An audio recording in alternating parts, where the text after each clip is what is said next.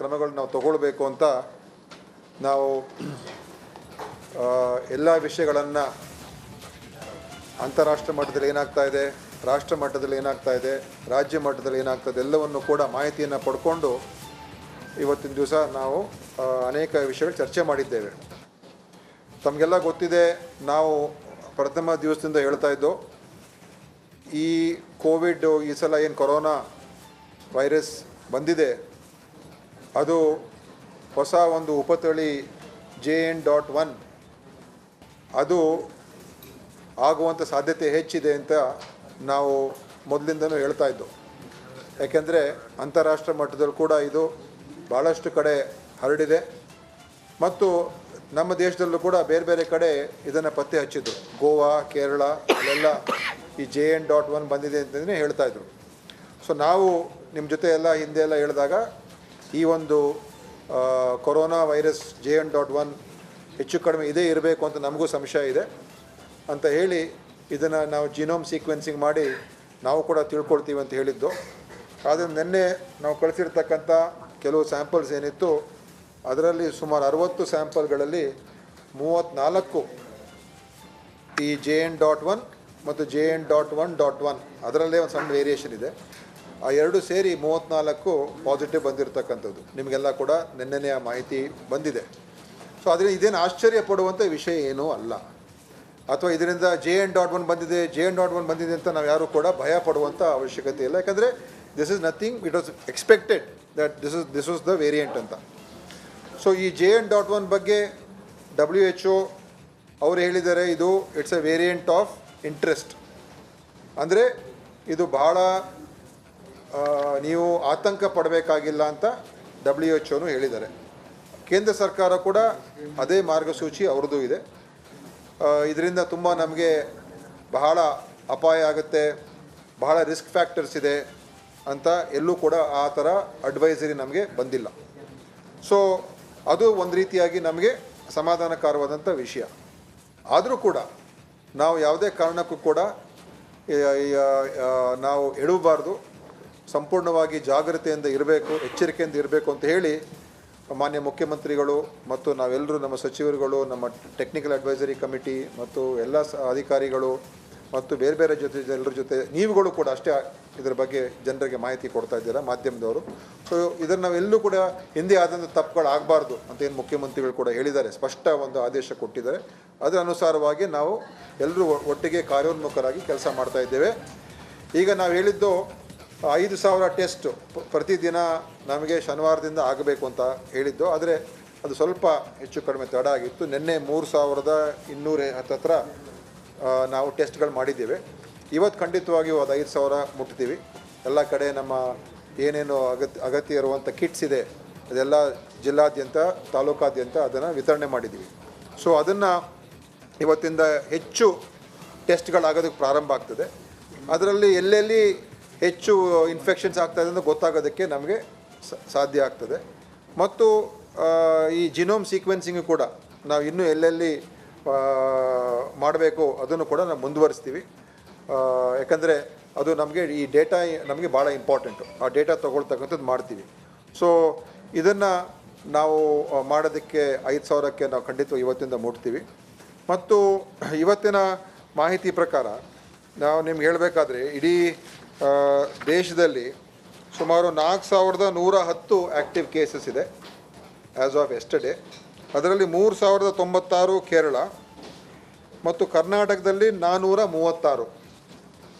ಇನ್ನು ಉಳಿದಿರೋ ರಾಜ್ಯಗಳಲ್ಲಿ ಕಮ್ಮಿ ಇದೆ. ಆದರೆ ಇದರಲ್ಲಿ ವಿಶೇಷವಾದಂಥ ಏನು ಗಮನಿಸಬೇಕಂದ್ರೆ ಕರ್ನಾಟಕ ಮತ್ತು ಕೇರಳ ಮಾತ್ರ ಹೆಚ್ಚು ಟೆಸ್ಟ್ ಮಾಡ್ತಾ ಇರುವಂಥದ್ದು. ಬೇರೆ ರಾಜ್ಯಗಳು ನಮ್ಮ ಥರ ಈ ಥರ ಟೆಸ್ಟಿಂಗ್ ಮಾಡ್ತಾ ಇಲ್ಲ. ಸೊ ಅಲ್ಲಿ ಮಾಡಿದ್ರೆ ಅವ್ರದ್ದು ಕೂಡ ಹೆಚ್ಚಾಗ್ಬೋದು. But whatever it is, ನಮ್ಮಲ್ಲಿ ಟೆಸ್ಟ್ ಹೆಚ್ಚು ಮಾಡ್ತಾ ಇದ್ದೀವಿ. ಸೊ ಇದರಿಂದ ಈ ಥರದ ಫಿಗರ್ಸ್ ಇದೆ. ಸೊ ಇದರಲ್ಲಿ ನಾವು ಯಾರ್ಯಾರು ಈ ಪಾಸಿಟಿವ್ ಆಗಿದ್ದಾರೆ ಅದರಲ್ಲಿ 436ರಲ್ಲಿ 400 ಜನ ಅವ್ರ ಮನೆಗಳಲ್ಲೇ ಇದ್ದಾರೆ, ಹೋಮ್ ಐಸೋಲೇಷನಲ್ಲಿದ್ದಾರೆ.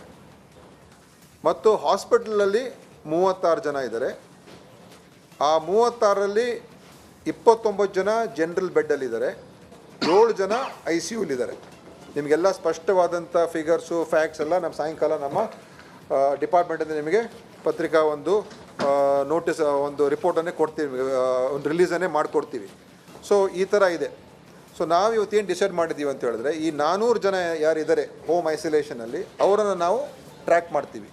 ನಮ್ಮ ಡಾಕ್ಟರ್ಸು ಈಗ ಬೆಂಗಳೂರಲ್ಲಿದ್ದರೆ ನಮ್ಮ ಕ್ಲಿನಿಕ್ ಡಾಕ್ಟರ್ಸು ಮತ್ತು ತಾಲೂಕಾ ಹಾಸ್ಪಿಟಲ್ ಡಾಕ್ಟರ್ಸು ಮತ್ತು ಬೇರೆ ಬೇರೆ ಜಿಲ್ಲೆಗಳಲ್ಲಿ ಅಲ್ಲಿರುವಂಥ ನಮ್ಮ ತಾಲೂಕು ಹೆಲ್ತ್ ಆಫೀಸರ್ಸು ಅವ್ರುಗಳು ಖುದ್ದಾಗಿ ಅವ್ರ ಮನೆಗೆ ಭೇಟಿ ಕೊಟ್ಟು ಅವರ ಪರಿಸ್ಥಿತಿ ಏನಿದೆ, ಸಿಮ್ಟಮ್ಸ್ ಏನಿದೆ ಅಂತ ಅವರನ್ನು ನಾವು ಟ್ರ್ಯಾಕ್ ಮಾಡ್ತೀವಿ, ಈ 400 ಜನ ಮನೇಲಿರೋರನ್ನ.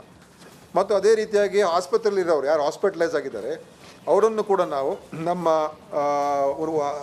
ಡಾಕ್ಟರ್ಸು ಮತ್ತು UPHC ಡಾಕ್ಟರ್ಸು ಸ್ಟಾಫ್ ಏನಿದ್ದಾರೆ ಹಾಸ್ಪಿಟಲ್ಸಲ್ಲೂ ಕೂಡ ಟ್ರ್ಯಾಕ್ ಮಾಡ್ತೀವಿ.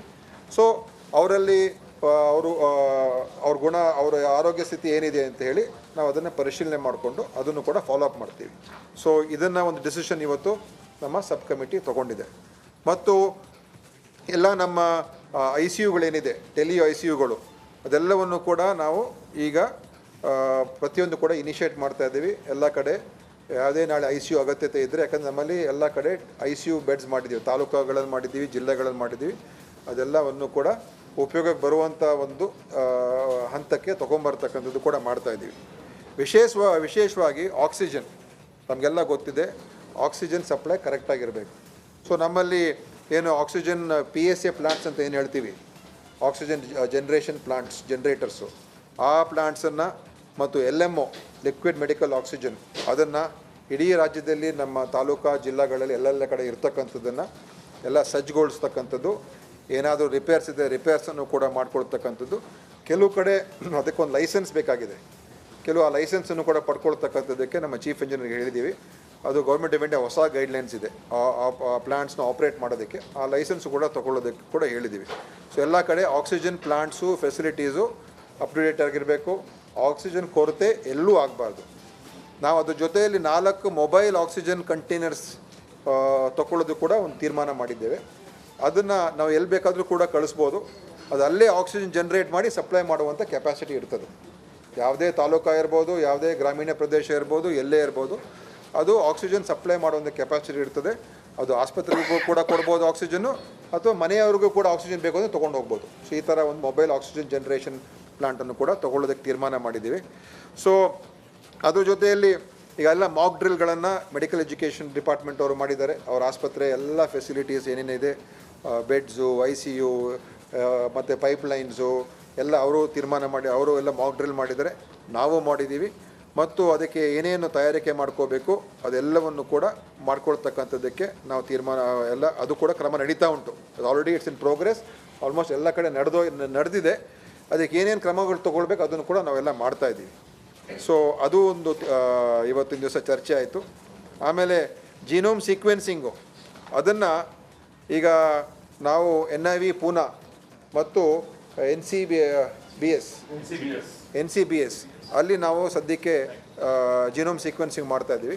ನೆಕ್ಸ್ಟು BMCRAಯಲ್ಲೂ ಕೂಡ ಅವರು ರೆಡಿ ಮಾಡ್ಕೊಳ್ತಾ ಇದ್ದಾರೆ ಅವರಲ್ಲಿರುವಂಥ ಏನು ಎಕ್ವಿಪ್ಮೆಂಟ್ ಅದೆಲ್ಲ ಇದಕ್ಕೆ ಮಾಡೋದಕ್ಕೆ. ಸೊ ಜೀನೋಮ್ ಸೀಕ್ವೆನ್ಸಿಂಗ್ ಮಾಡೋದಕ್ಕೆ ಸಫಿಷಿಯೆಂಟಾಗಿ ನಮಗೆ ಎಷ್ಟೇ ನಮಗೆ ಸ್ಯಾಂಪಲ್ಸ್ ಬಂದರೆ ಅದನ್ನು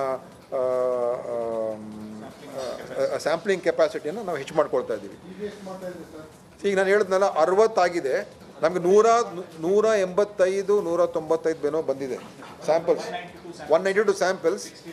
ಅದರಲ್ಲಿ 60 ರಿಸಲ್ಟ್ಸ್ ಬಂದಿದೆ. ಅದ್ರಲ್ಲಿ 34 JN.1 ಅಂತ ಹೇಳಿದ್ದೀವಿ. ಸೊ ಇದನ್ನು ಎಲ್ಲ ಯಾರು ಈ ಕೋವಿಡ್ ಸ್ಯಾಂಪಲ್ಸನ್ನು ಅದಕ್ಕೆ ಆ ಸ್ಯಾಂಪಲ್ಸ್ ಯಾವ್ಯಾವುದು ಜೀನೋಮ್ ಸೀಕ್ವೆನ್ಸಿಂಗ್ ಮಾಡಬೇಕು ಅಂತ ಕೂಡ ಒಂದು ಪ್ರೋಟೋಕಾಲ್ ಇದೆ. ಆ ಸ್ಯಾಂಪಲ್ಸನ್ನು ನಾವು ಜೀನೋಮ್ ಸೀಕ್ವೆನ್ಸಿಂಗ್ ಕಳಿಸ್ತೀವಿ. ಆಮೇಲೆ ಇನ್ನೊಂದು ಏನಂತ ಹೇಳಿದ್ರೆ, ಈಗ ವ್ಯಾಕ್ಸಿನೇಷನ್ ಬಗ್ಗೆ ಇದೆ. ವ್ಯಾಕ್ಸಿನೇಷನ್ ಈಗ ಪ್ರಿವೆಂಟಿವ್ ವ್ಯಾಕ್ಸಿನ್ ಮಾಡೋದಕ್ಕೆ ಒಂದು ಅವಕಾಶ ಇದೆ. ಯಾರು 1ನೇ ಡೋಸು 2ನೇ ಡೋಸ್ ತೊಗೊಂಡಿದ್ದಾರೆ ಅವ್ರಿಗೆ ಪ್ರಿವೆಂಟಿವ್ ವ್ಯಾಕ್ಸಿನ್ ಕೊಡೋದಕ್ಕೆ ಅವಕಾಶ ಇದೆ. ಸೊ ಅದು ನಾವೊಂದು 30,000 ವ್ಯಾಕ್ಸಿನ್ಸನ್ನು ಈಗ ನಾವು ಕೇಂದ್ರ ಸರ್ಕಾರದಿಂದ ತೊಗೊಳೋದಕ್ಕೆ ನಾವು ಹೇಳಿದ್ದೀವಿ. ಅದು ತೊಗೊಂಡು ಯಾರ್ಯಾರು ಕೇಳ್ತಾರೆ ನಮಗೆ ವ್ಯಾಕ್ಸಿನ್ ಮಾಡಿಕೊಡಿ, ಎಸ್ಪೆಷಲಿ ಈ ವ್ಯಾಕ್ಸಿನ್ ಯಾರಿಗಂತ ಹೇಳಿದ್ರೆ ಯಾರಿಗೆ ಅದೇ ಪ್ರಿಕಾಷನರಿ ವ್ಯಾಕ್ಸಿನ್ ಯಾರಿಗೆ ಹೆಚ್ಚು ಕೋಮಾರ್ಬಿಡಿಟೀಸ್ ಇದೆ, ಯಾರಿಗೆ ಯಾರು ಸಪ್ರೆಸೆಂಟ್ಸಲ್ಲಿ ಅವರು ಅದನ್ನು ಉಪಯೋಗ ಮಾಡ್ತಾ ಇದ್ದಾರೆ, ಯಾರಿಗೆ ವಯಸ್ಸಾಗಿದೆ ಅಂಥವ್ರಿಗೆ ಆದ್ಯತೆ ಮೇರೆ ಈ ಒಂದು ಪ್ರಿಕಾಷನರಿ ವ್ಯಾಕ್ಸಿನ್ ಕೊಡೋದಕ್ಕೂ ಕೂಡ ನಾವು ತೀರ್ಮಾನ ಮಾಡಿದ್ದೀವಿ. ಅದನ್ನು ಕೂಡ ನಾವು ತೊಗೊಳ್ತಾ ಇದ್ದೀವಿ. ಬೂಸ್ಟರ್ ಡೋಸ್ ಯಾರು ತೊಗೊಂಡಿಲ್ಲ ಅವರು ಈ ಪ್ರಿಕಾಷನರಿ ವ್ಯಾಕ್ಸಿನ್ ತೊಗೊಂಡ್ರೆ ಅವ್ರಿಗೆ ಸ್ವಲ್ಪ ರೆಸಿಸ್ಟೆನ್ಸ್ ಪವರ್ ಜಾಸ್ತಿ ಆಗ್ತದೆ ಪ್ರೊಟೆಕ್ಷನ್ಗೆ. ಸೊ ಅದನ್ನು ಮಾಡೋದಕ್ಕೆ ಇವತ್ತು ತೊಗೊಳ್ಳೋದಕ್ಕೆ ತೀರ್ಮಾನ ಆಗಿದೆ ಇವತ್ತಿನ ಸಬ್ ಕಮಿಟಿಯಲ್ಲಿ. ಸ್ಟಾಕ್ ವ್ಯಾಕ್ಸಿನ್ ಸ್ಟಾಕ್ ಯಾರ ಹತ್ರನೂ ಇಲ್ಲ. ಇದು ಅದೆಲ್ಲ ಕೇಂದ್ರ ಸರ್ಕಾರದ ಕೂಡ ಹೊಸ ವ್ಯಾಕ್ಸಿನ್ಸ್ ಯಾವುದೂ ಇಲ್ಲ. ಈ ಪ್ರಿಕಾಷನರಿ ವ್ಯಾಕ್ಸಿನ್ ಮಾತ್ರ ಇದೆ. ಸೊ ಹೊಸ ವ್ಯಾಕ್ಸಿನ್ನು, ನ್ಯೂ ವ್ಯಾಕ್ಸಿನ್ಸು ಯಾರಿಗೆ ಈಗ ಈ ಕೋವ್ಯಾಕ್ಸಿನ್ನು ಮತ್ತು ಕೋವಿಶೀಲ್ಡ್ ಇದೆ, ಅದು ಎಲ್ಲೂ ಅವೈಲೇಬಿಲಿಟಿ ಇಲ್ಲ. ಸೊ ನಾವು ಗೌರ್ಮೆಂಟ್ ಆಫ್ ಇಂಡಿಯಾಗೆ ಬರೀತಾ ಇದ್ದೀವಿ. ಯಾರಿಗಾದರೂ ಹೊಸದಾಗಿ ವ್ಯಾಕ್ಸಿನ್ ತೊಗೊಳ್ಬೇಕು ಅಂತ ಇದ್ದರೆ ಅದಕ್ಕೆ ಅದನ್ನು ಪ್ರೊವೈಡ್ ಮಾಡೋದಕ್ಕೆ ತಾವು ತೀರ್ಮಾನ ತೊಗೊಳ್ಳಿ ಅಂತ ನಾವು ಅವ್ರಿಗೆ ಈಗ ಬರೀತಾ ಇದ್ದೀವಿ. ಅದು ನನಗೆ ಗೊತ್ತಿಲ್ಲ, ಅದು ಅವರು ಅಲ್ಲಿ ಮಾತಾಡಬೇಕಾಗ್ತದೆ ಅಲ್ಲಿ. ಯಾಕಂದರೆ ಇದು ಮ್ಯಾನುಫ್ಯಾಕ್ಚರ್ ಮಾಡೋರು ಭಾಳ ಕಮ್ಮಿ ಜನ ಇರೋದು. ಸೀರಮ್ ಇನ್ಸ್ಟಿಟ್ಯೂಟು ಒಂದೆರಡು ಇದ್ದಾರೆ, ಹೈದರಾಬಾದಲ್ಲಿ ಒಂದಿದೆ. ಅದೇ ಕೋರ್ಬಿವ್ಯಾಕ್ಸ್ ಇದು ಪ್ರಿಕಾಷನರಿ ವ್ಯಾಕ್ಸಿನ್. 30,000 ನಾವೀಗ ತೊಗೊಳ್ತಾ ಇದ್ದೀವಿ ಕೋರ್ಬಿವ್ಯಾಕ್ಸ್ ತೊಗೊಳ್ತಾ ಇದ್ದೀವಿ. ಸೊ ಅದು ಆಮೇಲೆ ಸುವೇಜ್ ಸರ್ವೇಲೆನ್ಸ್ ಅಂದರೆ ನಮ್ಮ ಏನು ವೇಸ್ಟ್ ವಾಟರ್ ಇದೆ, ಅದು ಬೆಂಗಳೂರು ನಗರ, ಮಂಗಳೂರು ನಗರ, ಇಂಥ ನಗರಗಳಲ್ಲಿ ಸುವೇಜ್ ಸರ್ವೇಲೆನ್ಸ್ ಮಾಡಿ ಅದರನ್ನು ಕೂಡ ನಾವು ಟ್ರ್ಯಾಕ್ ಮಾಡ್ಬೋದು ಅಂತ ಹೇಳಿದ್ದೀವಿ. ಆಮೇಲೆ ಅದೇ ಮೊದಲು ಹೇಳಿದ್ನಲ್ಲ, ಓಕೆ. ಆಮೇಲೆ ಎಲ್ಲ ನಮ್ಮ ಹೆಲ್ತ್ ವರ್ಕರ್ಸ್, ಮೆಡಿಕಲ್ ಎಜುಕೇಷನ್, ನಮ್ಮ ಗೌರ್ಮೆಂಟ್ ಹಾಸ್ಪಿಟಲ್ಸು, ತಾಲೂಕು ಎಲ್ಲ ನಮ್ಮ ಹೆಲ್ತ್ ವರ್ಕರ್ಸ್ಗೆ ಈ ಒಂದು ಫ್ಲೂ ವ್ಯಾಕ್ಸಿನ್ ಬರ್ತದೆ. ಅದು ಕಂಪಲ್ಸರಿ ಎಲ್ರಿಗೂ ಕೂಡ ಕೊಡೋಣ ಅಂತ ತೀರ್ಮಾನ ಮಾಡಿದ್ವಿ. ಫ್ಲೂ ವ್ಯಾಕ್ಸಿನ್ ಅದು ಅವ್ರಿಗೆ ಈ ಪ್ರೊಟೆಕ್ಷನ್ಗೋಸ್ಕರ ನಮ್ಮ ಹೆಲ್ತ್ ವರ್ಕರ್ಸ್ಗೆ ಕೊಡೋದಕ್ಕೆ ನಾವೊಂದು ಡಿಸಿಷನ್ ತೊಗೊಂಡಿದ್ದೀವಿ. ಅದು ಎಷ್ಟೇ ನಮ್ಮ ಎಲ್ಲ ಆಸ್ಪತ್ರೆಯಲ್ಲಿ ಕೆಲಸ ಮಾಡುವಂಥ nurses, paramedicals, group D, doctors, both medical education and health department ಅದನ್ನು ತೊಗೊಳ್ಳೋದಕ್ಕೂ ತೀರ್ಮಾನ ಮಾಡಿದ್ದೀವಿ. ಆಮೇಲೆ ಅದನ್ನು ತೊಗೊಳ್ತೀವಿ, ಅದು ಅವೈಲೇಬಿಲಿಟಿ ಇದೆ. ಅದು ನಂಬರ್ಸ್ ಮೇಲೆ ಹೋಗ್ತದೆ. ಹೆಚ್ಚು ಕಡಿಮೆ 1,00,000 1.5 ಲಕ್ಷ ಆಗ್ಬೋದು. ಲೆಟ್ ಅಸ್ ಸಿ ಎಲ್ಲ ಸೇರಿದ್ರೆ what ever the numbers it may be, total ಅದು 50,000ನೋ 70,000ನೋ ಎಷ್ಟೇ ಇರಲಿ ಅವರಿಗೆಲ್ಲ ಕೊಡಿಸ್ತೀವಿ. ಆಮೇಲೆ ಮೆಡಿಕಲ್ ಎಜುಕೇಷನ್ನವರು ವಿಕ್ಟೋರಿಯಾ ಹಾಸ್ಪಿಟಲಲ್ಲಿ ಮತ್ತು Rajiv Gandhi institute of chest diseases ಅಲ್ಲಿ ಮತ್ತು ನಮ್ಮ ಎಲ್ಲ ಮೆಡಿಕಲ್ ಕಾಲೇಜ್ ಹಾಸ್ಪಿಟಲ್ಗಳಲ್ಲಿ ಮತ್ತು ಎಲ್ಲ ನಮ್ಮ ಜಿಲ್ಲಾ ಆಸ್ಪತ್ರೆಗಳಲ್ಲಿ ಪ್ರತ್ಯೇಕವಾದಂಥ ಕೋವಿಡ್ ವಾರ್ಡ್ಗಳನ್ನು ನಿರ್ಮಾಣ ಮಾಡ್ತಾಯಿದ್ದೀವಿ. ಬೆಂಗಳೂರಿನಲ್ಲಿ ವಿಕ್ಟೋರಿಯಾ ಆಸ್ಪತ್ರೆ H ಬ್ಲಾಕ್ ಮತ್ತು Rajiv Gandhi institute of chest diseases ಮತ್ತು ಮೆಡಿಕಲ್ ಕಾಲೇಜ್ ಆಸ್ಪತ್ರೆಗಳು ಮತ್ತು ನಮ್ಮ ಜಿಲ್ಲಾ ಆಸ್ಪತ್ರೆಗಳು ಎಲ್ಲ ಕಡೆ ಕೋವಿಡ್ ವಾರ್ಡ್ಗಳನ್ನಾಗಿ ನಿಗದಿ ಮಾಡಿ ಇಟ್ಟಿರ್ತೀವಿ. ಸೊ ಅಲ್ಲಿ ಕೋವಿಡ್ ಐಸೋಲೇಷನ್ಗೆ ಅದನ್ನು ಉಪಯೋಗ ಮಾಡ್ಕೋಬೋದು.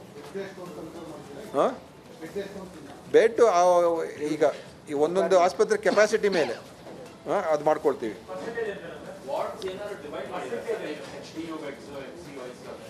ಇಲ್ಲ, ICU ಬೆಡ್ಸ್ ಒಂದು ಕಡೆ ಇರ್ತದೆ, ICU beds plus isolation beds, so ಎರಡು ಮಿಕ್ಸ್ ಆಗಿರ್ತದೆ. ಆಮೇಲೆ ಡೆತ್ ಆಡಿಟನ್ನು ಕೂಡ ಮಾಡೋದಕ್ಕೆ ಹೇಳಿದ್ದೀವಿ. ಈಗ ಇದುವರೆಗೂ 7 ಜನ ತೀರೋಗಿದ್ದಾರೆ. ಆ 7 ಜನರದ್ದು ಕೂಡ ಯಾವ ಕಾರಣಕ್ಕೆ ತೀರೋದ್ರು ಅಂತ ಅದನ್ನೆಲ್ಲ ನಾವು ಮಾಹಿತಿ ಸಂಗ್ರಹಣೆ ಮಾಡಿದ್ದೀವಿ. 7 ಜನರಲ್ಲಿ ನಮಗೆ 4ರಲ್ಲಿ 3 ಜನ ಅಂತ ಗೊತ್ತಾಗಿದೆ. ಬಟ್ ಇನ್ನು 3 ನೆನ್ನೆ ಆಗಿರೋದು, ಅದ್ರ ಬಗ್ಗೆ ನಮಗೆ ಮಾಹಿತಿ ಇಲ್ಲ. ಹಳೆ 4ರಲ್ಲಿ 3 ಜನರಿಗೆ JN1 ಆಗಿತ್ತು. ಬಟ್ ಹಳೆಯ 3 ಜನ ತೀರೋಗಿದ್ರಲ್ಲ, ಎಲ್ಲರೂ ಕೂಡ ಬೇರೆ ಬೇರೆ ಕೋಮಾರ್ಬಿಡಿಟೀಸ್ ಭಾಳ ಇತ್ತು. ಸೊ ಇದರಲ್ಲೂ ಕೂಡ ನಮ್ಮ ಟೆಕ್ನಿಕಲ್ ಇವ್ಯಾಲ್ಯೂಯೇಷನ್ ಕಮಿಟಿ ಅವರು ಕೂಡ ಸ್ಟಡಿ ಮಾಡಿದ್ದಾರೆ. ಆ್ಯಂಡ್ ಎಲ್ಲರೂ ಕೂಡ ಈಗ ತೀರ್ಕೊಂಡಿರ್ತಕ್ಕಂಥವ್ರು ಅವರಿಗೆ ಬೇರೆ ಬೇರೆ ರೋಗಗಳಿತ್ತು, ಕಾಯಿಲೆಗಳಿತ್ತು, ಅಥವಾ ಸಿವಿಯರ್ ಆಲ್ಕೋಹಾಲಿಕ್ ಒಬ್ಬ ಇದ್ದ, ಅವನು ಹೈಲಿ ಆಲ್ಕೋಹಾಲಿಕ್ ಆಗಿದ್ದ, ಅವರೊಬ್ಬರು ತೀರೋಗಿದ್ದಾರೆ. ಸೊ ಇದುವರೆಗೂ ನೇರವಾಗಿ ಕೋವಿಡಿಂದ ಕೋವಿಡ್ ನಿಮೋನಿಯಾ ಬಂದು ICUಗೆ ಸೇರಿ ತೀರ್ಕೊಂಡಿದ್ದಾರೆ ಅಂತ ನಮಗೆ ಎಲ್ಲೂ ಕೂಡ ಬಂದಿಲ್ಲ. ಆ್ಯಸ್ ಆಫ್ ನೌ ನಮ್ಮ ಡಾಕ್ಟರ್ ರವಿನೂ ಇಲ್ಲೇ ಇದ್ದಾರೆ. ಸೊ ಅದನ್ನೇ ಹೇಳಿದ್ದಾರೆ. ಸೊ ಇದೆಲ್ಲ ಗಮನದಲ್ಲಿ ಇಟ್ಕೊಂಡು ನಾವು ಮುಖ್ಯವಾಗಿ ಮಾರ್ಗಸೂಚಿಗಳು ನಾವೆಲ್ಲ ಮೊನ್ನೆ ಕೊಟ್ಟಿದ್ದು. ಸೊ ಅದೇ ಥರ ಈಗಲೂ ಕೂಡ ಮಾರ್ಗಸೂಚಿಗಳು ಏನಂತ ಹೇಳಿದ್ರೆ ಎಲ್ಲರೂ ಮಾಸ್ಕ್ ಹಾಕ್ಕೊಳ್ತಕ್ಕಂಥದ್ದು ನಾವು ಎಲ್ರಿಗೂ ಅಡ್ವೈಸ್ ಮಾಡ್ತೀವಿ. ಅದ್ರ ಬಗ್ಗೆ ಖಂಡಿತ ಆ ಅಡ್ವೈಸರಿ ಇದ್ದೇ ಇರ್ತದೆ. ಅದೇ ವಿಶೇಷವಾಗಿ 60 ವರ್ಷಕ್ಕಿಂತ ಹೆಚ್ಚಿರೋರು ದಯವಿಟ್ಟು ಮಾಸ್ಕ್ ಹಾಕ್ಕೊಳ್ಳಿ, ಅದು ಮಾಸ್ಕ್ ಹಾಕ್ಕೊಂಡೇ ಓಡಾಡಿ ಅಂತ ನಾವು ಅವ್ರಿಗೆ ಹೇಳ್ತೀವಿ. ಆಮೇಲೆ ಯಾರ್ಯಾರಿಗೆ ಬೇರೆ ಬೇರೆ ಕಾಯಿಲೆಗಳು ಇರ್ತದೆ ಅವ್ರುಗಳು ಕೂಡ ಕಡ್ಡಾಯವಾಗಿ ನೀವು ಮಾಸ್ಕ್ಗಳು ಹಾಕ್ಕೊಂಡು ಓಡಾಡಿ ಅಂತ ನಾವು ಅವ್ರಿಗೆ ಹೇಳ್ತಾ ಇದ್ದೀವಿ. ಯಾಕಂತ ಹೇಳಿದ್ರೆ ಅವ್ರಿಗೆ ಇನ್ಫೆಕ್ಷನಿಂದ ನಾಳೆ ತೊಂದರೆ ಆಗಬಾರ್ದು ಅಂತ. ಮತ್ತು ನಮ್ಮ ಎಲ್ಲ ಮಕ್ಕಳಿಗೆ, ಶಾಲೆ ಮಕ್ಕಳಿಗೆ ಯಾರಿಗಾದರೂ ಸಿಮ್ಟಮ್ಸ್ ಇದ್ದರೆ, ಯಾರಾದರೂ ಅವ್ರಿಗೆ ನೆಗಡಿ ಜ್ವರ ಏನೇ ಇದ್ದರೂ ಕೂಡ ದಯವಿಟ್ಟು ಅವ್ರನ್ನ ನೀವು ಮನೇಲೇ ಇಡ್ಸ್ಕೊಳ್ಳಿ, ಅವ್ರನ್ನ ಕಳಿಸ್ಬೇಡಿ, ಅವ್ರನ್ನ ವಾಚ್ ಮಾಡಿ. ಅವ್ರನ್ನ ಬೇಕಾದ್ರೆ ನೀವು ಟೆಸ್ಟು ಕೂಡ ಮಾಡಿಸ್ಕೋಬೋದು, ಕೋವಿಡ್ ಟೆಸ್ಟ್ ಮಾಡಿ. ಬಟ್ ಎಲ್ಲ ಶಾಲೆ ಮಕ್ಕಳನ್ನ ನೀವು ಶಾಲೆಗೆ ಕಳಿಸ್ಬೇಡಿ. ಯಾರಿಗೆ ಜ್ವರ ನೆಗಡಿ ಆ ಥರ ಇದ್ದರೆ ದಯವಿಟ್ಟು ಅವ್ರಿಗೆ ನೀವು ಮನೇಲಿ ಇಡ್ಸ್ಕೊಳ್ಳಿ ಅಂತ ಹೇಳ್ತಾ ಇದ್ದೀವಿ. ಆಮೇಲೆ ಈ ಹೊಸ ವರ್ಷಕ್ಕೆ ಏನು ಬರ್ತಾ ಇದೆ, ಹೊಸ ವರ್ಷಕ್ಕೆ ಯಾವುದೇ ರೀತಿಯ ನಾವು ನಿರ್ಬಂಧನೆಗಳಾಗ್ತಾ ಇಲ್ಲ. ಸೆಲೆಬ್ರೇಷನ್ಸ್ ಮಾಡಬಾರ್ದು, ಜನ ಸೇರಬಾರ್ದು ಅಂತ ಏನು ಹೇಳ್ತಾ ಇಲ್ಲ. ಅದು ಎಲ್ರಿಗೂ ಸ್ಟ್ಯಾಂಡರ್ಡ್ ಅಡ್ವೈಸರಿ ಇರ್ತದೆ ದ್ಯಾಟ್ ಪ್ಲೀಸ್ ನೀವು ಹೆಚ್ಚು ಜನ ಇರುವಂಥ ಪ್ರದೇಶಗಳಿಗೆ ಹೋದಾಗ ಅಲ್ಲಿ ನೀವು ಮಾಸ್ಕ್ಗಳು ಹಾಕ್ಕೊಂಡು ಕೋವಿಡ್ ಅದೇನು ಕೋವಿಡ್ ಅಪ್ರೋಪ್ರಿಯೇಟ್ ಬಿಹೇವಿಯರನ್ನು ಫಾಲೋ ಮಾಡಿ. ಮಾಸ್ಕು, ಹ್ಯಾಂಡ್ ವಾಶು, ಡಿಸ್ಇನ್ಫೆಕ್ಟೆಂಟ್ಸು ಅದೆಲ್ಲ ಯೂಸ್ ಮಾಡಿ, ಸೋಷಿಯಲ್ ಡಿಸ್ಟೆನ್ಸಿಂಗ್ ಮಾಡಿ ಮೇಂಟೈನ್ ಮಾಡಿ ಅಂತ ಹೇಳ್ತೀವಿ. ಸೊ ಎಲ್ಲರೂ ಕೂಡ ಆದಷ್ಟು ನೀವು ಅದನ್ನು ಗಮನದಲ್ಲಿ ಇಟ್ಕೊಳ್ಳಿ ಅಂತ ಹೇಳ್ತಾ ಇದ್ದೀವಿ. ಆಮೇಲೆ ನಾವು ಆ್ಯಡ್ ಕ್ಯಾಂಪೇನು ಮಾಡ್ತೀವಿ, ಒಂದು IEC ಕ್ಯಾಂಪೇನ್ ಕೂಡ ಮಾಡ್ತೀವಿ. ಎಲ್ರಿಗೂ ಕೂಡ ಜನರಿಗೆ ಇದೆಲ್ಲ ಒಂದು ವಿಷಯಗಳನ್ನು ಹೇಳ್ತಕ್ಕಂಥದ್ದಕ್ಕೂ ಕೂಡ ನಾವು ಮಾಡ್ತೀವಿ. ಆಮೇಲೆ ಯಾರ್ಯಾರಿಗೆ ಕೋವಿಡ್ ಬಂದಿರ್ತದೆ ಅವರು ಮನೇಲೇ ಕಡ್ಡಾಯ ಒಂದು ವಾರ ಇರಬೇಕಾಗ್ತದೆ. ಐಸೋಲೇಷನ್, ಹೋಮ್ ಐಸೋಲೇಷನ್, ಆಸ್ಪತ್ರೆಗೆ ಹೋಗೋದ್ರೆ ಮನೇಲೇ ಇರಬೇಕಾಗ್ತದೆ. ಸೊ ಎಲ್ಲ ನಮ್ಮ ಗೌರ್ಮೆಂಟು ಮತ್ತು ನಾನ್ ಗೌರ್ಮೆಂಟ್ ಯಾರೇ ಆ ಸಂದರ್ಭದಲ್ಲಿ ಕೋವಿಡಿಂದ ಒಂದು ವಾರ 8-9 ದಿವಸ ಅವರು ಕೆಲಸಕ್ಕೆ ಹೋಗದೆ ಹೋದರೆ ಅವ್ರಿಗೆ ಕ್ಯಾಶುವಲ್ ಲೀವನ್ನು ಕಡ್ಡಾಯವಾಗಿ ಕೊಡಬೇಕು ಅಂತ ಒಂದು ಮಾರ್ಗಸೂಚಿಯನ್ನು ನಾವು ಬಿಡುಗಡೆ ಮಾಡ್ತೀವಿ. ಯಾಕಂದರೆ ಅವ್ರಿಗೆ ಅದು they should be allowed that 1 week 8-9 days ಅವ್ರಿಗೆ ಹೋಮ್ ಐಸೋಲೇಷನ್ ಅಫಿಷಿಯಲ್ ಆಗಿ ಅವ್ರಿಗೆ ಅಲೋ ಆಗಬೇಕು. 7 ಡೇಸ್, ಒಂದು ವಾರ ಮಾಡಬೇಕು. ಆಮೇಲೆ ಕೋವಿಡ್ ಇನ್ಫೆಕ್ಟೆಡ್ ಯಾರಾದರೂ ಪೇಷಂಟ್ಸ್ ಇದ್ದರೆ ಅವ್ರಿಗೆ ಲೀವ್ ಸಿಗಬೇಕು. ಅಂದರೆ ಆಸ್ಪತ್ರೆಗಳಲ್ಲಿ those are admitted in hospitals, covid infected admitted in hospitals are ICU ಇದ್ದರೆ ಅವ್ರಿಗೆ ಆ ಪೀರಿಯಡ್ ಎಲ್ಲ ಫುಲ್ ಅವ್ರಿಗೆ ಸ್ಪೆಷಲ್ ಲೀವ್ ಕೊಡಲೇಬೇಕು ಅಂತಲೂ ಕೂಡ ಅದನ್ನು. ಕೋವಿಡ್ ರೂಪಾಂತರಿ ತಳಿಯ ಆತಂಕದ ಮಧ್ಯೆ ಇವತ್ತು ಆರೋಗ್ಯ ಸಚಿವರು ಸಭೆ ಮಾಡಿದ್ರು. ಸಭೆಯ ಬಳಿಕ ಸುದ್ದಿಗೋಷ್ಠಿ ಮಾಡಿ ಒಂದಷ್ಟು ಸ್ಪಷ್ಟನೆ ಕೊಡೋದಕ್ಕೆ ಮುಂದಾಗಿದ್ದಾರೆ ಆರೋಗ್ಯ ಸಚಿವ ದಿನೇಶ್ ಗುಂಡೂರಾವ್. ಕರೋನಾ ಬಗ್ಗೆ ಮುಂಜಾಗ್ರತೆ ಇರಲಿ, ಆತಂಕ ಪಡಬೇಡಿ ಅಂತಿದ್ದಾರೆ ಆರೋಗ್ಯ ಸಚಿವರು. ಹೊಸ ವರ್ಷಕ್ಕೆ ಯಾವುದೇ ನಿರ್ಬಂಧ ಇಲ್ಲ ಅಂತ ಹೇಳಿದ್ದಾರೆ. ಆರೋಗ್ಯ ಸಚಿವ ದಿನೇಶ್ ಗುಂಡೂರಾವ್ ಹೇಳೋ ಪ್ರಕಾರ ಹೊಸ ವರ್ಷಾಚರಣೆಗೆ ಬ್ರೇಕ್ ಇಲ್ಲ, ಬದಲಾಗಿ ಜನಸಂದಣಿ ಇರುವಂತಹ ಪ್ರದೇಶಗಳಲ್ಲಿ ಮಾಸ್ಕ್ ಧಾರಣೆ ಕಡ್ಡಾಯ ಅನ್ನುವಂತಹ ವಿಚಾರವನ್ನ ಪ್ರಸ್ತಾಪ ಮಾಡ್ತಿದ್ದಾರೆ. ಯಾರಿಗಾದ್ರೂ ಕರೋನಾ ಲಕ್ಷಣಗಳಿದ್ರೆ ಮನೆಯಲ್ಲೇ ಐಸೋಲೇಟ್ ಆಗಿ ವೈದ್ಯರನ್ನ ಸಂಪರ್ಕ ಮಾಡಿ ಚಿಕಿತ್ಸೆ ಪಡೆದುಕೊಳ್ಳೋದು ಅಗತ್ಯ ಅನ್ನುವಂತಹ ವಿಚಾರ. ಮಕ್ಕಳ ಬಗ್ಗೆ ಕೂಡ ಹೆಚ್ಚಿನ ಕಾಳಜಿ ವಹಿಸಬೇಕು. 60 ವರ್ಷ ಮೇಲ್ಪಟ್ಟವರು ಕಡ್ಡಾಯವಾಗಿ ಮಾಸ್ಕ್ ಧಾರಣೆ ಮಾಡಲೇಬೇಕು ಅಂತ ಆರೋಗ್ಯ ಸಚಿವ ದಿನೇಶ್ ಗುಂಡೂರಾವ್ ಹೇಳಿದ್ದಾರೆ.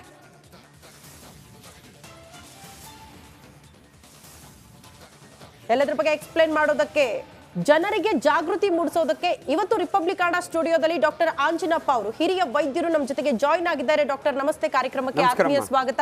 ಜನರಲ್ ಆತಂಕ ಇತ್ತು, 36 ಕೇಸ್ಗಳು JN1 ತಳಿ ಪತ್ತೆಯಾಗಿದೆ ಅಂದ ತಕ್ಷಣ ಇವತ್ತಿನ ಸಭೆಯ ಮೇಲೆ ಒಂದಷ್ಟು ನಿರೀಕ್ಷೆಗಳಿತ್ತು, ಕಠಿಣ ನಿಯಮಗಳು ಜಾರಿ ಆಗಬಹುದು ಅಂತ. ಬಟ್ ಅಗತ್ಯ ಇಲ್ಲ ಅಂತ ಆರೋಗ್ಯ ಸಚಿವರು ಹೇಳ್ತಿದ್ದಾರೆ. ವಾಸ್ತವ ಪರಿಸ್ಥಿತಿಯನ್ನ ನೋಡಿದ್ರೆ ಜನ ಏನು ಮಾಡಬೇಕು, ಕಠಿಣ ನಿಯಮಗಳ ಅಗತ್ಯ ಇತ್ತ ರಾಜ್ಯದಲ್ಲಿ? ಇಷ್ಟೊತ್ತು ಮಾನ್ಯ ಮಂತ್ರಿಗಳ ಮಾತನ್ನು ನಾನು ಕೇಳ್ತಾ ಇದ್ದೆ, ನಿಜವಾಗ್ಲೂ ಕರೆಕ್ಟ್ ಆಗಿದೆ, ಭಾಳ ಅಪ್ರೋಪ್ರಿಯೇಟ್ ಆಗಿದೆ. ಯಾಕಂದರೆ ಈ JN.1 ವೈರಸ್ಸು ಅಂತ ಡೇಂಜರಸ್ ವೈರಸ್ ಅಲ್ಲ, ಸ್ಪ್ರೆಡ್ ಅಂತೂ ಆಗುತ್ತೆ, ಅದನ್ನು ಭಾಳ ಸ್ಪಷ್ಟವಾಗಿ ತಿಳಿಸಿದ್ದಾರೆ. ಗೈಡ್ಲೈನ್ಸ್ ಫಾಲೋ ಮಾಡಿ ಎಲ್ಲೂ ಕೂಡ ಸೆಲೆಬ್ರೇಷನ್, ನಾನು ಭಾಳ ಸಾರಿ ಇದನ್ನು ಹೇಳ್ತೀನಮ್ಮ, ಜೀವನೂ ಉಳಿಬೇಕು, ಜೀವನನೂ ನಡಿಬೇಕು. ಆ ದೃಷ್ಟಿಯಲ್ಲಿ ತುಂಬ ಚೆನ್ನಾಗಿ ಅವರು ಪಕ್ಕದಲ್ಲಿ ರವಿ ಬ್ಯಾರೆ ಇದ್ರು ಡಾಕ್ಟರು, ಅವರ ಸಜೆಷನ್ನು ತಗೊಂಡಿದ್ದಾರೆ. ಎಲ್ಲ ಒಂದು ಕಡೆ ಡಾಕ್ಟರ್ ದಿನೇಶ್ ಗುಂಡೂರಾವ್ ಅವರು ಭಾಳ ಸೂಕ್ತವಾದ ಇನ್ಸ್ಟ್ರಕ್ಷನ್ಸ್ ಕೊಟ್ಟಿದ್ದಾರೆ. ಇದು ಎಲ್ಲರಿಗೂ ಕೂಡ ಆಲ್ರೆಡಿ ನಾವು ಫಾಲೋ ಮಾಡ್ತಿದ್ದು ಕೋವಿಡ್ ಟೈಮ್ನಲ್ಲಿ. ಮಧ್ಯೆ ಎಲ್ಲೋ ತಪ್ಪೋಗಿತ್ತು, ಅದನ್ನು ಮತ್ತೆ ಎಚ್ಚರಿಸ್ತಾ ಇದ್ದೀವಿ ನಾವು ನೀವು ಸೇರಿಕೊಂಡು. ಇವತ್ತು ನಮ್ಮ ರಿಪಬ್ಲಿಕ್ ಟಿವಿಯಿಂದ ಅದನ್ನೇ ಹೇಳ್ತಾ ಇದ್ದೀವಿ. ಸೊ ಇಷ್ಟೊತ್ತು ಅವ್ರು ಹೇಳಿದ ಮಾತುಗಳಲ್ಲಿ ಯಾವುದರಲ್ಲೂ ಎಕ್ಸಾಜರೇಷನ್ನು ಇಲ್ಲ, ನೆಗ್ಲಿಜೆನ್ಸು ಇಲ್ಲ. ಆ ದೃಷ್ಟಿಯಲ್ಲಿ ನಿಜವಾಗ್ಲೂ it was A good decision ಅಂತ ನನಗನ್ಸುತ್ತಮ್ಮ. ಓಕೆ ಡಾಕ್ಟರ್ JN.1 ಆ ತಳಿಯ ಬಗ್ಗೆ ಒಂದು ಸ್ವಲ್ಪ ಎಕ್ಸ್ಪ್ಲೇನ್ ಮಾಡೋದಾದ್ರೆ, ಜಾಗೃತಿ ಮೂಡಿಸೋದಾದ್ರೆ ಜನರಲ್ಲಿ, ಕಾರಣ ಡೆತ್ ರೇಟ್ ಸ್ವಲ್ಪ ಕಡಿಮೆ, ಬಟ್ ಸ್ಪ್ರೆಡ್ಡಿಂಗ್ ರೇಟ್ ನೋಡಿದ್ರೆ ತುಂಬಾ ವೇಗವಾಗಿ ಸ್ಪ್ರೆಡ್ ಆಗುತ್ತೆ ಒಬ್ಬರಿಂದ ಒಬ್ಬರಿಗೆ ಅಂತ ಹೇಳಲಾಗ್ತಾ ಇದೆ. ಬಟ್ ಜನರು ಕೂಡ ಜಾಗೃತಿ ಮೂಡಿಸಬೇಕು, ಜನ ಕೂಡ ಅಲರ್ಟ್ ಆಗಬೇಕು ಅಂತ ಅನ್ಸುತ್ತೆ. ಜನರ ಜವಾಬ್ದಾರಿ ಬಹಳ ಇದೆ ಅಂತ ಅನ್ಸುತ್ತಾ ಇಲ್ಲಿ? 100% ಅಮ್ಮ. ನಮ್ಮ ಆರೋಗ್ಯ ನಮ್ಮ ಕೈನಲ್ಲಿ. ಇದು ನೋಡಿ ಅಮ್ಮ, ಇದು ರೆಸ್ಪಿರೇಟರಿ ವೈರಸ್ ಒಬ್ಬರಿಂದ ಒಬ್ಬರಿಗೆ ಡ್ರಾಪ್ಲೆಟ್ ಮುಖಾಂತರ ಸ್ಪ್ರೆಡ್ ಆಗೋದ್ರಿಂದ ಬಹಳ ಇಂಪಾರ್ಟೆಂಟು ಸೋಷಿಯಲ್ ಡಿಸ್ಟೆನ್ಸಿಂಗು, ಮಾಸ್ಕು, ಇದು ಭಾಳ ಮುಖ್ಯ. ಬಟ್ ಈ ಪರ್ಟಿಕ್ಯುಲರ್ ತಳಿ ಏನಂದರೆ ಇಟ್ ಈಸ್ ನಾಟ್ ವೆರಿ ವಿರುಲೆಂಟ್. ಈ ಪದ ನಾವು ಉಪಯೋಗಿಸ್ತೀವಿ ಯಾವಾಗಲೂ ಕೂಡ. ತುಂಬ ಕಾಯಿಲೆ ತರೋ ವೈರಸ್ಗೆ, ಕೆಪಾಸಿಟಿ ಇರೋ ವೈರಸ್ಗೆ ನಾವು ಹಿಂದೆ ಎಲ್ಲ ನೋಡಿದ್ವಲ್ಲ ಒಮಿಕ್ರಾನ್ ಅವೆಲ್ಲ, ಆ ರೀತಿಯ ಶಕ್ತಿ ಈ ವೈರಸ್ಗಿಲ್ಲ. ಸ್ಪ್ರೆಡಿಂಗ್ ಜಾಸ್ತಿ ಅಂದರೆ ಇದು ಏನು ಹುಡ್ಕೊಂಡು ಹೋಗಲ್ಲ, ಒಬ್ಬರಿಂದ ಒಬ್ಬರಿಗೆ ಹರಡೋದ್ರಿಂದ ಜನಸಂದಣಿ ಜಾಗದಲ್ಲಿ ಇದ್ದರೆ ಸ್ಪ್ರೆಡ್ ಆಗುತ್ತೆ ಅಷ್ಟೇ ಹೊರತು ಇದು ಸ್ಪೆಷಲ್ ಟರ್ಮಿನಾಲಜಿ ಅಲ್ಲ. ಈ ವೈರಸ್ಗೇನು ತುಂಬ ಸ್ಪ್ರೆಡ್ ಆಗೋಂಥ ಕೆಪಾಸಿಟಿ ಇಲ್ಲ. ನ್ಯಾಚುರಲಿ ಜನಗಳು ಒಬ್ಬರು ಬರ್ತಾರೆ, ಒಬ್ರು ಹೋಗ್ದಿದ್ರೆ, ಮಾಸ್ಕ್ ಯೂಸ್ ಮಾಡಿದರೆ ಅದಕ್ಕೆಲ್ಲ ನೆಗೆಟಿವ್ ಆನ್ಸರ್ ಸಿಗುತ್ತೆ. ಅದರಿಂದ ದಯವಿಟ್ಟು ಈ ಮೂರನ್ನು ಪಾಲಿಸಿದರೆ ಈ ಬಹಳ ಇಂಪಾರ್ಟೆಂಟ್. ಏನಂದರೆ ನಾವು ಏನು ಸಾವು ನೋವು ಎರಡನೇ ಅಲೆಯಲ್ಲಿ ನೋಡಿದ್ವಲ್ಲ, ಎಂತೆಂಥವ್ರು ಭಯ ಬರಂಗಿ ICUಗೆ ಅಡ್ಮಿಟ್ ಆಗಿ ಸತ್ತೋದ್ರಲ್ಲ, ಇದುವರೆಗೂ ಅಂಥ ನೆಸೆಸಿಟಿ ಈ ವೈರಸ್ನ ಬಂದಿಲ್ಲ. ಅದನ್ನು ಭಾಳ ಮುಖ್ಯವಾಗಿ ಸ್ಪಷ್ಟೀಕರಿಸಿದ್ದಾರೆ ಮಿನಿಸ್ಟ್ರು. ಬಟ್ ತಯಾರಿಕೆ ಅಂತೂ ನಡೆದಿದೆಯಮ್ಮ. ಪ್ರತಿ ಮೆಡಿಕಲ್ ಕಾಲೇಜಲ್ಲೂ ICU ಬೆಡ್ ರಿಸರ್ವ್ ಮಾಡಿದ್ದೀವಿ, ಅದು ಸೆಪರೇಟ್ ವಾರ್ಡ್ ರಿಸರ್ವ್ ಮಾಡಿದ್ದೀವಿ. ಇದು ಭಾಳ ಇಂಪಾರ್ಟೆಂಟ್. ಆಕ್ಸಿಜನ್ನು ಯಾವುದೇ ಸಮಯದಲ್ಲಿ ನಮಗೆ ಸಿಗೋಂಗೆ ಮಾಡಿದ್ದೀವಿ. ಮೊಬೈಲ್ ಆಕ್ಸಿಜನ್ ಕೂಡ ಪ್ರೊವೈಡ್ ಮಾಡಿದ್ದೀವಿ ಅಂತ ಏನು ಮಿನಿಸ್ಟರ್ ಮಾನ್ಯ ಮಂತ್ರಿಗಳು ಹೇಳಿದ್ರಲ್ಲ, ಇದು ಭಾಳ ಇಂಪಾರ್ಟೆಂಟು. ಜನಗಳಿಗೆ ಇದರಿಂದ ಒಂದು ಕಾನ್ಫಿಡೆನ್ಸ್ ಬರುತ್ತೆ, ಒಂದು ಧೈರ್ಯ ಬರುತ್ತೆ. ಆದರೂ ಕೂಡ ಹೊಸ ವರ್ಷದ ದಿನ ಇವೆಲ್ಲವನ್ನು ಪಾಲಿಸಿ ಅನ್ನೋ ಒಂದು ಮಾತು, ಎಚ್ಚರಿಕೆಯ ಮಾತು ಮಾತ್ರ ಡೆಫಿನೆಟ್ಲಿ ಒಳ್ಳೆಯದು. ಡಾಕ್ಟರ್, ಈಗ ಒಮಿಕ್ರಾನ್ ಬಗ್ಗೆ ಮಾತಾಡ್ತಾ ಇದ್ರಿ. ಒಮಿಕ್ರಾನ್ ಅಲೆ ಬಂದಂತ ಸಂದರ್ಭದಲ್ಲಿ ಉಸಿರಾಟದ ಸಮಸ್ಯೆ ಜಾಸ್ತಿ ಆಗ್ತಾ ಇತ್ತು. ಎಷ್ಟು ಜನ ಉಸಿರಾಟದ ಸಮಸ್ಯೆಯಿಂದ ಮೃತಪಟ್ಟವರ ಸಂಖ್ಯೆ ಜಾಸ್ತಿ ಇತ್ತು. ಅದರದೇ ಉಪತಳಿ JN.1 ಅಂತ ಹೇಳಲಾಗ್ತಾ ಇದೆ. ಸೊ ಇದು ಕೂಡ ಅಷ್ಟು ಸಿವಿಯರಿಟಿನ, ಉಸಿರಾಟದ ಸಮಸ್ಯೆಗೆ ಏನಾದರೂ ಹಾನಿ ಆಗುವಂತ ಸಾಧ್ಯತೆಗಳಿದೆ ಹೇಗೆ ಅಂತ? ಇಲ್ಲಮ್ಮ, ಅದೇ ಜೀನೋಮ್ ಸ್ಟಡಿ ಅಂತಿದ್ರು. ಈ RNA ಒಳಗೆ ಆಗುವಂತ ಬದಲಾವಣೆಯಿಂದ ನಾವು ಅದನ್ನ ಮ್ಯೂಟೇಟೆಡ್ ವೈರಸ್. ಡಾಕ್ಟರ್ ವಾಪಸ್ ಬರ್ತೀನಿ, ಮತ್ತಷ್ಟು ಮಾಹಿತಿಯನ್ನು ತಮ್ಮಿಂದ ನಾನು ಪಡ್ಕೊಳ್ತೀನಿ. ಮತ್ತೊಂದು ಅಪ್ಡೇಟ್ ಲಭ್ಯವಾಗ್ತಾ ಇದೆ. ಹೊಸ ವರ್ಷಕ್ಕೆ ಯಾವುದೇ ನಿರ್ಬಂಧನೆ ಇಲ್ಲ ಅಂತ ಬಹಳ ಸ್ಪಷ್ಟವಾಗಿ ಆರೋಗ್ಯ ಸಚಿವ ದಿನೇಶ್ ಗುಂಡೂರಾವ್ ಅವರು ಹೇಳಿದ್ದಾರೆ. ಕರೋನಾ ಲಕ್ಷಣ ಇದ್ರೆ ದಯವಿಟ್ಟು ಮನೆಯಲ್ಲಿ ಐಸೋಲೇಟ್ ಆಗಿ ವೈದ್ಯರನ್ನ ಸಂಪರ್ಕ ಮಾಡಿ ಮಕ್ಕಳ ಬಗ್ಗೆ ಕಾಳಜಿ ವಹಿಸಿ ಅನ್ನೋದನ್ನ ಕೂಡ ಆರೋಗ್ಯ ಸಚಿವರು ಇಲ್ಲಿ ಹೇಳಿರೋದನ್ನ ನಾವು ಗಮನಿಸಬೇಕಾಗುತ್ತೆ. 7 ದಿನ ಸೋಂಕಿತರು ಮನೆಯಲ್ಲಿ ಐಸೋಲೇಟ್ ಆಗಬೇಕಾಗುತ್ತೆ, ಚಿಕಿತ್ಸೆ ಪಡೆದುಕೊಳ್ಬೇಕಾಗುತ್ತೆ. ಮತ್ತೊಂದು ವಿಚಾರ, ಜನಸಂದಣಿ ಇರುವಂತಹ ಪ್ರದೇಶಗಳಿಗೆ ನೀವು ಹೋಗ್ತೀರಿ ಅಂತ ಆದ್ರೆ ಮಾಸ್ಕ್ ಧಾರಣೆ ಕಡ್ಡಾಯವಾಗಿ ಮಾಡಲೇಬೇಕು ಅಂತ ಹೇಳ್ತಿದ್ದಾರೆ.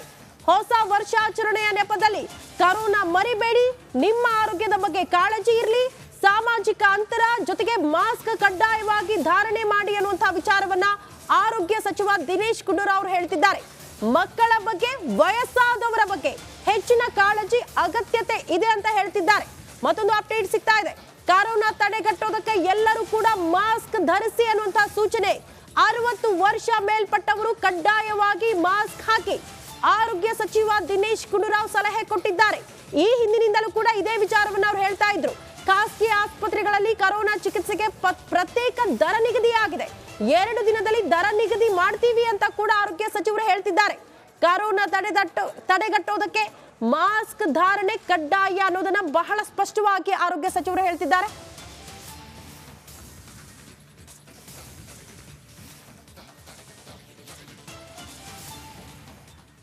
ಡಾಕ್ಟರ್, ಒಮಿಕ್ರಾನ್ ಬಗ್ಗೆ ನಾವು ಹೇಳ್ತಾ ಇದ್ವಿ. ಒಮಿಕ್ರಾನ್ ಉಸಿರಾಟದ ಸಮಸ್ಯೆಗೆ ಎಷ್ಟು ಮಟ್ಟಿಗೆ ಹಾನಿ ಮಾಡ್ತು, ಎಷ್ಟು ಜನ ಅದರಿಂದ ಮೃತಪಟ್ಟರು ಅಂತ. JN.1 ಅದರದೇ ಉಪತಳಿ ಅಂತ ಹೇಳ್ತಾ ಇದ್ದಾರೆ. ಹಾಗಾಗಿ ಉಸಿರಾಟದ ಮೇಲೆ ಸಮಸ್ಯೆಗಳೇನಾದ್ರೂ ಆಗಬಹುದಾ ಹೇಗೆ ಅಂತ? ಮೋಸ್ಟ್ಲಿ ಆಗಲ್ಲಮ್ಮ, ಇದು ಅದರ ಒಂದು ಉಪತಳಿ. ಇದು ಅವಾಗ ಏನಾಯ್ತು, ಲಂಗ್ಸ್ನಾಗ ಹೋಗಿ ಲಂಗ್ಸ್ನಲ್ಲಿ ಇನ್ಫ್ಲಮೇಷನ್ ಆಯಿತು. ನಾವು ಸೈಟೋಕೈನ್ ಸ್ಟಾರ್ಮ್ ಅಂತೀವಿ. ಆ ರಿಯಾಕ್ಷನ್ ಮೋಸ್ಟ್ಲಿ ಈ ವೈರಸ್ನಲ್ಲಿ ಆಗಲ್ಲ ಅನ್ಸುತ್ತಮ್ಮ. ಆಮೇಲೆ ಎಲ್ಲೋ ಒಂದು ಕಡೆ ನನಗೆ ಖುಷಿಯಾಗಿದ್ದು ಅಂದರೆ ಪ್ರೈವೇಟ್ ಹಾಸ್ಪಿಟ್ಲ್ ದರ ನಿಗದಿ ಮಾಡ್ತೀನಿ ಅಂತ ಗುಂಡೂರಾವ್ ಏನು ಹೇಳಿದಾರಲ್ಲ, ಇದು ಭಾಳ ಮುಖ್ಯ ಅಮ್ಮ. ಕಳೆದ ಕೊರೋನಾ ಸಮಯದಲ್ಲಿ ಅನೇಕರು ಪಾಪ ಪ್ರೈವೇಟ್ಗೆ ಹೋಗಿ ಲಕ್ಷಾಂತರ ರೂಪಾಯಿ ಬಿಲ್ ಕಟ್ಟಿ ಜೀವನ ಕಳ್ಕೊಂಡಿರೋರು ಇದ್ದಾರೆ. ಇದು ರಿಯಲಿ ಇಂಪಾರ್ಟೆಂಟ್ ನ್ಯೂಸ್ ಅನ್ಸುತ್ತೆ ನನಗೆ. ಬಡವರು ಮಧ್ಯಮ ವರ್ಗದವರೆಲ್ಲ ಒದ್ದಾಡ್ಬಿಟ್ರು. ಹೋದ ಬಾರಿ ದರ ನಿಗದಿ ಆದ್ರೂ ಕೂಡ ದುಪ್ಪಟ್ಟು ಹಣ ಒಂದ್ ರೀತಿ ದಂಧೆ ಮಾಡ್ಕೊಂಡ್ ಬಿಟ್ಟಿದ್ರು ಆಸ್ಪತ್ರೆಯವರು ಅಂತ. ಬಟ್ ಇದು ದರ ಇಂಪಾರ್ಟೆಂಟ್ ಅಂತ ಹೇಳ್ತೀರಾ? ನಿಗದಿ 100% ಅಮ್ಮ. ಬಡವರು ಎಲ್ಲಾರು ಸರ್ಕಾರಿ ಆಸ್ಪತ್ರೆ ಇರೋದೇ 2 ಅಮ್ಮ. ಇವಾಗ ಹೇಳ್ದಂಗೆ ಅವರು chest diseases, Rajiv Gandhi, Victoria 100 bed. ಇವತ್ತು 16 ಮೆಡಿಕಲ್ ಕಾಲೇಜ್ ಇದಾವೆ ಸುತ್ತಮುತ್ತ. ಅಲ್ಲಿ 100 ಬೆಡ್ ಅನ್ನು ರಿಸರ್ವ್ ಮಾಡಬೇಕು ಅಂತ ಹೇಳಿದ್ರೆ, ಬಟ್ ಅಲ್ಲಿ ಎಲ್ಲೋ ಒಂದ್ ಕಡೆ ದರ ನಿಗದಿ ಸರ್ಕಾರದ ಕೈನಲ್ಲಿ ಇರಬೇಕು. ಇಲ್ಲದ್ರೆ ಬಡಬಗ್ಗರು ಅಲ್ಲಿ ಹೋಗ್ಲಿಕ್ಕೆ ಆಗೋದಿಲ್ಲ. ಆ ದೃಷ್ಟಿಯಲ್ಲಿ ಇದು ಬಹಳ ಒಳ್ಳೆ ಡಿಸಿಷನ್ ಅನ್ಸುತ್ತೆ. ಡಾಕ್ಟರ್, ಇದು ಆತಂಕ ಪಡಿಸ್ತಾ ಇಲ್ಲ, ಬಟ್ ಹೊಸ ವರ್ಷಾಚರಣೆ ಅಂದ್ರೆ ಮೋಜು ಮಸ್ತಿ ಮಾಡೋರ ಸಂಖ್ಯೆ ಹೆಚ್ಚಿರುತ್ತೆ, ಗುಂಪು ಗುಂಪಾಗಿ ಜನ ಸೇರ್ತಾರೆ, ಅಲ್ಲಿ ಕೋವಿಡ್ ನಿಯಮಗಳು ಪಾಲನೆ ಆಗುತ್ತೆ ಅಂತ ಅನ್ಸುತ್ತಾ? ಯಾರಾದ್ರೂ ಮಾಸ್ಕ್ ಧಾರಣೆ ಮಾಡಿ ಸೆಲೆಬ್ರೇಷನ್ ಅಲ್ಲಿ ಭಾಗಿಯಾಗ್ತಾರೆ ಅಂತ ಅನ್ಸುತ್ತಾ? ಇದರಿಂದ ಕೊರೋನಾ ಅತಿ ವೇಗವಾಗಿ ಸ್ಪ್ರೆಡ್ ಆಗಿ ಕೋವಿಡ್ ಸಂಖ್ಯೆ ಜಾಸ್ತಿ ಆಗುವಂತ ಆತಂಕ ಕೂಡ ಇದೆ ಇಲ್ಲಿ. ಹೌದಮ್ಮ, ಇದು ಮಾಸ್ ಎಫೆಕ್ಟ್ ಅಂತೀವಿ. ಲಕ್ಕಿಲಿ ತುಂಬಾ ಎಲ್ಡರ್ಲಿ ಪೀಪಲ್ ಯಾರು MG ರೋಡ್ಗೆ ಹೋಗಲ್ಲ, ಯಂಗ್ಸ್ಟರ್ಸ್ ಹೋಗುದು. ಅವರು ಕಂಪಲ್ಸರಿ ಅಲ್ಲಿರೋ ಪೊಲೀಸ್ನವ್ರು ಮಾಸ್ಕ್ ಹಾಕಿದಾರೋ ಇಲ್ಲೋ ಅನ್ನೋದನ್ನ ನೋಡ್ಬೇಕು.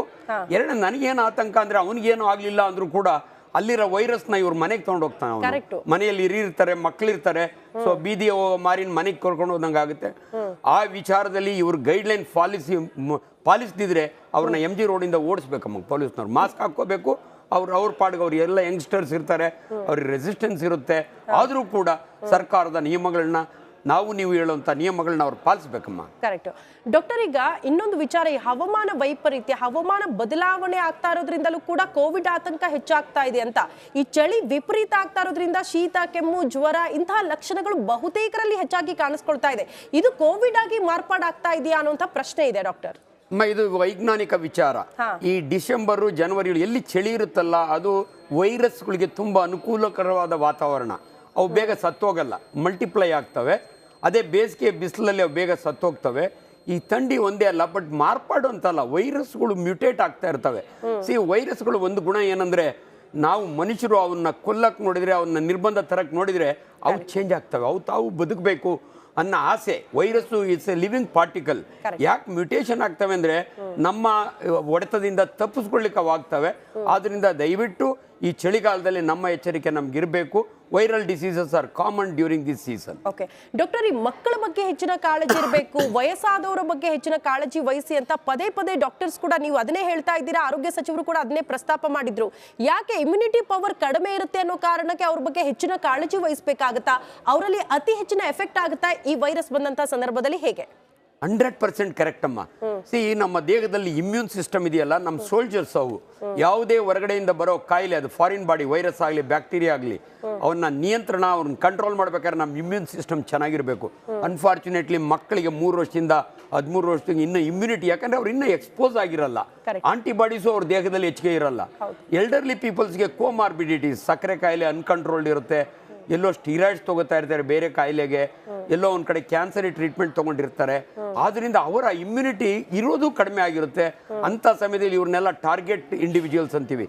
ಪ್ರೆಗ್ನೆಂಟ್ ವುಮನ್, ಮಕ್ಕಳು and elderly persons with comorbidities, ದಯವಿಟ್ಟು ಕೇರ್ಫುಲ್ ಆಗಿರಿ ಅಂತ.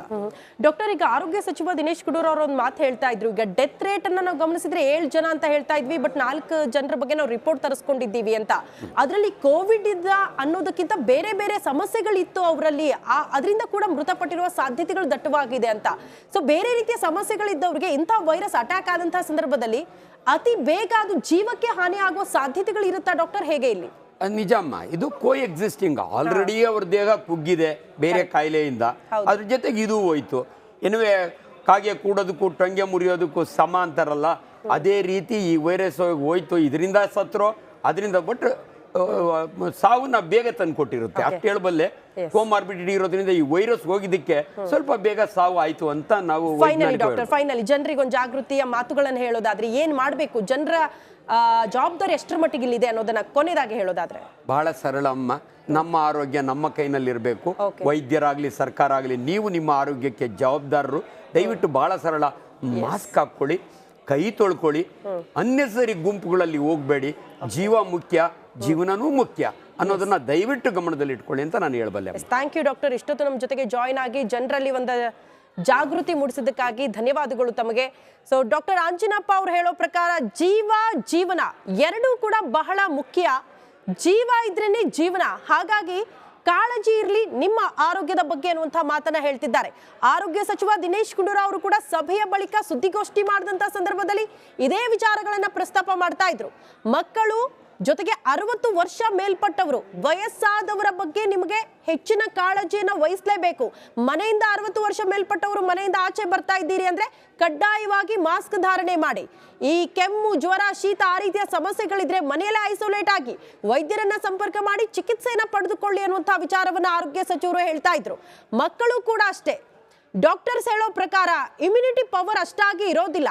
ಆ ಕಾರಣಕ್ಕೆ ಈ ಕೋವಿಡ್ ಅನ್ನುವಂಥ ವೈರಸ್ ಬಂದಂತಹ ಸಂದರ್ಭದಲ್ಲಿ ಅತಿ ಹೆಚ್ಚಿನ ಹಾನಿ ಆಗುತ್ತೆ ಅನ್ನೋ ಕಾರಣಕ್ಕೆ ಅವ್ರ ಬಗ್ಗೆ ಹೆಚ್ಚಿನ ಕಾಳಜಿ ವಹಿಸಬೇಕು ಅನ್ನುವಂಥ ಮಾತುಗಳನ್ನ ಡಾಕ್ಟರ್ಸ್ ಹೇಳ್ತಿದ್ದಾರೆ.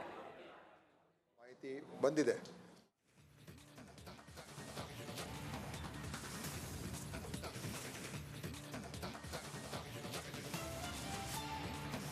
ಆರೋಗ್ಯ ಸಚಿವ ದಿನೇಶ್ ಗುಂಡೂರಾವ್ ಅವರು ಸುದ್ದಿಗೋಷ್ಠಿ ಮಾಡೋ ಮೂಲಕ ಜನರಿಗೆ ಆತಂಕ ಬೇಡ, ಆರೋಗ್ಯದ ಬಗ್ಗೆ ಕಾಳಜಿ ಇರಲಿ, ಹೊಸ ವರ್ಷಾಚರಣೆಗೆ ಯಾವುದೇ ರೀತಿಯ ನಿರ್ಬಂಧ ಇರಲ್ಲ, ಆದ್ರೆ ಜನಸಂದಣಿ ಇರುವಂತಹ ಪ್ರದೇಶಗಳಲ್ಲಿ ಮಾಸ್ಕ್ ಅನ್ನ ಕಡ್ಡಾಯವಾಗಿ ಧರಿಸಿ ಹೋಗಿ, ನಿಮ್ಮ ಆರೋಗ್ಯದ ಬಗ್ಗೆ ಕಾಳಜಿ ವಹಿಸಿ ಅನ್ನುವಂತಹ ಮಾತನ್ನ ಆರೋಗ್ಯ ಸಚಿವರು ಕೂಡ ಇಲ್ಲಿ ಹೇಳ್ತಿದ್ದಾರೆ.